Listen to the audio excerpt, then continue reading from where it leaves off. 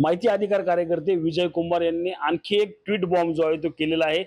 तर थेट राष्ट्रपती यांना पूजा खेडकर प्रकरणी लक्ष घालून चौकशी करण्याची विनंती जी आहे ती आता विजय कुमार यांनी केली आहे। सर नक्की काय सांगाल, काय या पत्रामध्ये जे आहे ते तुम्ही ट्विट केलेलं आहे?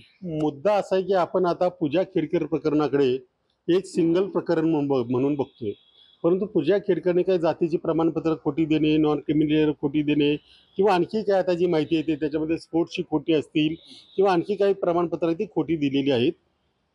आणि देशभरात केंद्रात आणि राज्यांमध्येही अनेक तरुणांनी अशी खोटी सर्टिफिकेट देऊन नोकऱ्या मिळवल्यात, बढत्या मिळवल्यात, त्यांनी आपल्या परीक्षेमध्ये संधी मिळवलेली आहे।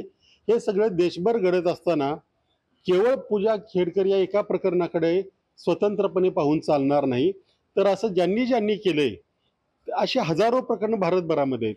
असं ज्यांनी ज्यांनी केलंय, ज्यांनी खरी म्हणजे आरक्षणाचा मूळ जो उद्देश आहे तो सगळ्यांना लाभ मिळावा आणि एखाद्याने लाभ घेतल्यानंतर पुन्हा त्यांनीच लाभ घेऊ नये, हा आरक्षणाचा मूळ येतोय। परंतु इथे ज्यांच्याकडे ऑलरेडी बरंच काही आहे ते अशी खोटी सर्टिफिकेट देऊन आणखी सरकारी नोकऱ्या, परीक्षा याच्यामध्ये लाभ मिळवत आहेत। आणि पूजा खेडकर प्रकरणाने सरकारी अधिकारी किंवा आणखी जे कोणी त्यांच्यातली यंत्रणा असेल त्यांनीही त्यांना मदत केलेली दिसते। त्यामुळे ही जी संपूर्ण चौकशी आहे ही थातूर मातूर न होता चांगली व्हावी, यासाठी मी राष्ट्रपतींकडे मागणी केलेली आहे की सर्वोच्च न्यायालयाच्या सिटिंग जजच्या द्वारे एक कमिशन नेमून या सगळ्या प्रकारांची म्हणजे केंद्रात असेल किंवा राज्यात असेल त्यांची चौकशी करावी, त्यासाठी सिटिंग जजचं कमिशन नेमावं अशी मागणी मी राष्ट्रपतींकडे केलेली आहे। असं असलं तरी आपण पाहिलं तर राष्ट्रपतींपर्यंत जाण्याची वेळ का आली?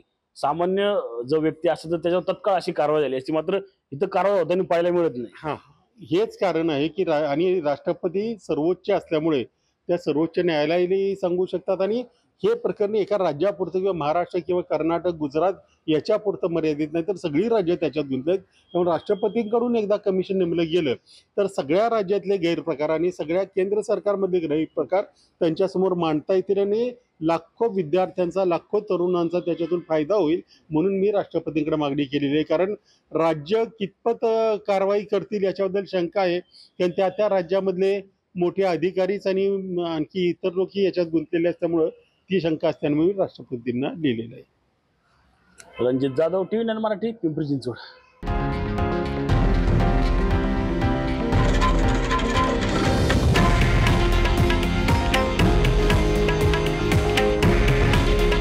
हे आहे देशातील नंबर 1 न्यूज नेटवर्क आणि आपण पाहत आहात TV9 मराठी। काळजी तुमची, हित महाराष्ट्राचं।